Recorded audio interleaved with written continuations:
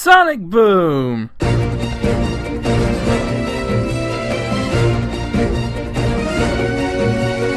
Yeah, I don't think it's a secret to hide anymore.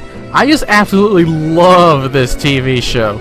You know, not die-hard love, not crazy obsessive love, but just the moderate love that makes you look like a normal person. Is this the best Sonic cartoon that's out there? Well, no, but it's certainly not the worst. The setting is beautiful, the characters are memorable, and the writing, while sometimes hit and miss, is actually kind of funny. As for the games themselves, I have actually played Shattered Crystal already, and it's a pretty decent game.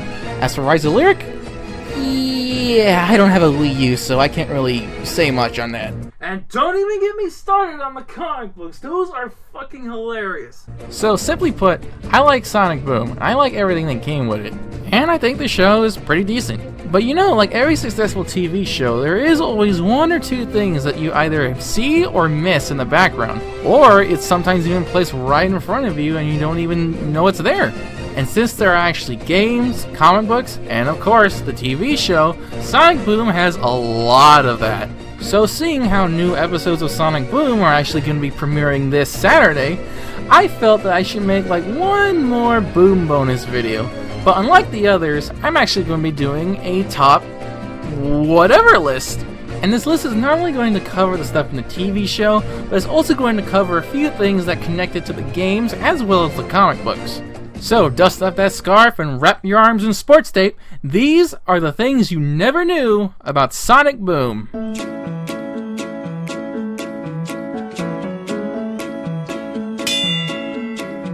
Starting off on the technical side of things, not every animation studio is perfect. There are bound to be some mistakes. For example, this little moment right here. Nothing seems out of the ordinary at first. Amy is just holding the balloon. But take a closer look at Amy's hand.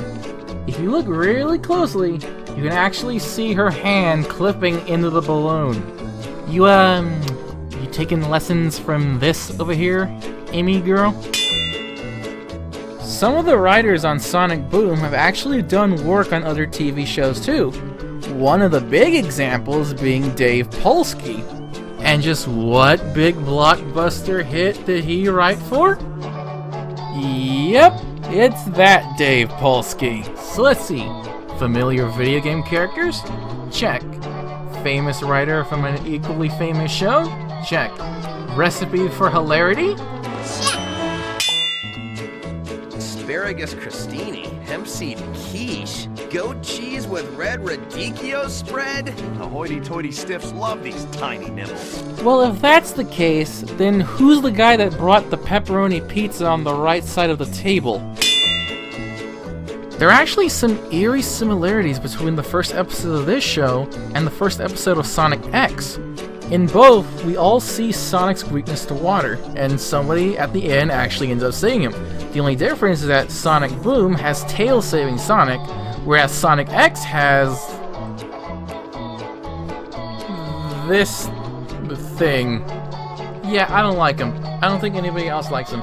If his face was on merchandise, would you buy it? Would you buy merchandise with this face? No, y'all wouldn't buy that! You're not fucking stupid! The incredible shrinking mustache. Shall I continue? Nope. During the climax of Egghead, Sonic gives Eggman a cookie that gives him his super speed and basic personality. But pay very close attention to how he runs. I don't think he's just channeling Sonic there. In this universe, believe it or not, Amy doesn't have the power of hammer space. In the main games, she's able to use this ability to pull her hammer out of thin air. But in the Boom universe, it's actually just something that she carries around.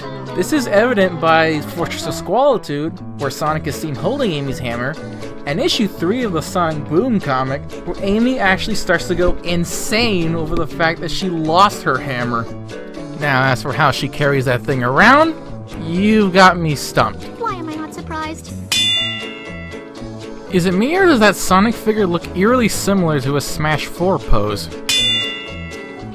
Speaking of eerily similar, isn't it weird that this civilian looks almost exactly like the old version of Tails? You're gonna be able to play lots of golf and spend time with the grandkids. I don't have grandkids. Well, now's your chance to get some. He just told him to get laid. Do I even need to explain this one? We all know the 2 fourth wall jokes seen in the first episode, but believe it or not, there's actually a 3rd fourth wall joke in The Sidekick. Remember this little gem? We'd have to change your name, though. I'm thinking Knuckles Jr. It's a bit of a blink and you'll miss it moment, but if you look closely at Sonic's face, he actually turns towards the audience. Guess he wanted to share his frustration with the world. If you manage to complete a certain mission in Shattered Crystal, you actually get a little token. These tokens can unlock figurines in Quincy's toy shop. But why am I bringing this up? Well, in Translate This, we see Amy reading an untitled book. We can clearly see the images on the front of the cover. Doesn't that thing look familiar? That is because that is one of the items in the toy shop. And here's the irony. The name of that book is Sonic's Biography. But it doesn't stop there. In My Fair Stixie, we not only see Amy reading the biography again, but we also see Styx pull out a book as well. Now yes, she does open up the book and it does reveal to be a schedule. But look at the model of the schedule. Surprisingly, even though it's a schedule, it shares the same model as another item in Shattered Crystal, cleverly titled Styx's Biography.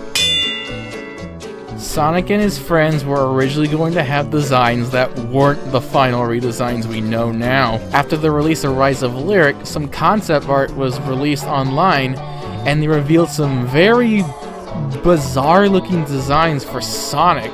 Hell, in this one, he doesn't even look like Sonic. Look at this! Look at this! This is going to be our hero! This is going to be the Blue Blur that we all know and love for this new universe. They actually thought this was a good idea. But alas, it does not end there. Another bit of concept art revealed what Eggman was gonna look like. Now that is just bizarre, man. But it is unexpected. We never actually knew this was gonna happen. How they came up with these designs is unknown. But hey, this is just one of the surprises that Sonic Boom has, and I'm really glad that we have them.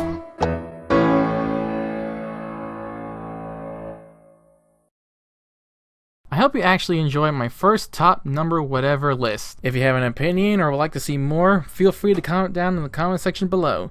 See you guys next time, and don't forget, this Saturday is a new Sonic Boom, and with that, a new Boom Moments on my Daily Motion channel. See you soon, guys.